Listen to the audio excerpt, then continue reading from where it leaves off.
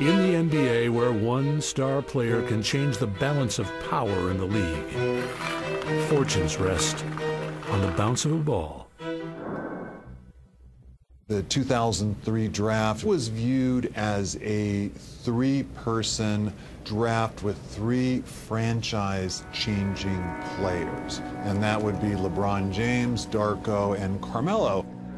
The 2003 NBA Draft Lottery was one of the most anticipated draws in history, with the Cleveland Cavaliers and the Denver Nuggets owning the best odds to win a highly coveted #1 pick. The draft lottery had a lot of intrigue because somebody was going to get their hands on LeBron James. The third pick goes to the Denver Nuggets. The second pick goes to the Memphis Grizzlies. And that means that the first pick in the 2003 NBA draft goes to the Cleveland Cavaliers. When the picks just came out, I just kept praying about which team I was going to go to. The Cavs won, and so did the Detroit Pistons, who received the Grizzlies pick to complete a trade. But instead of locking on Carmelo Anthony, the Pistons fell in love with a mysterious Serbian teenager named Darko Milicic, who president of basketball operations Joe Dumars and his staff discovered during a chance meeting in New York City 8 hours earlier. We were using John Jay University's gym for our draft preparation. By coincidence, the Pistons were there that day purely because they were playing the Nets in the Eastern Conference Finals later that evening. I just remember going over and talking to Joe while the Pistons were still in the shoot-around and telling him that I was watching Darko shoot on the other side. Coaches and staff of the Pistons started just naturally filtering over. More and more people started watching.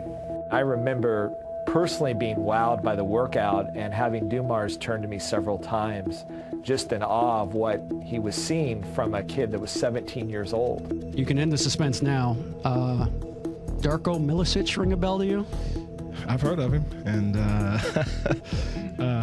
he or Carmelo Anthony would look good in a Piston uniform. I'm going to be politically correct here, and either one of them would do well with us.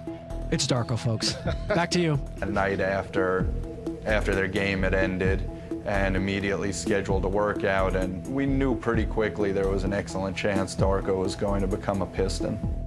The Pistons' decision to take Darko opened the doors for the Nuggets, potentially, to select Carmelo with the third pick. We really liked Carmelo. I remember right after the lottery said that it would be tremendously lucky for us if he was there at 3. I was never truly convinced until they actually made the pick that they were going to pick Darko. While LeBron, Darko, and Carmelo earned most attention, potential All-Stars could still be found in the deep draft. Determining who was the challenge, especially for the Miami Heat at number 5. When we came to work out Chris Kaman, we were standing around waiting, and Dwayne was working out at the other end of the gym, and Pat said, "Who's that? Who's that kid down there?" "That's Wade." And he said, "Whoa." That caught Pat's eye from a distance, and I think that was 4 or 5 days before we worked out Dwayne. There was a real question mark with Dwayne about whether he shot the ball well enough, whether he handled the ball well enough. This is like 22 notes that I had written to make sure that Dwayne was being prepared for all of the workouts that he was going to have. Very, very excited, very anxious. When I got done with my workout on Saturday, I was, just like a lot laid back. I was like, oh, okay, I did all I can now. Just wait and see what happens. The world's most famous arena is Madison Square Garden, hosting the 2003 class for the NBA Draft.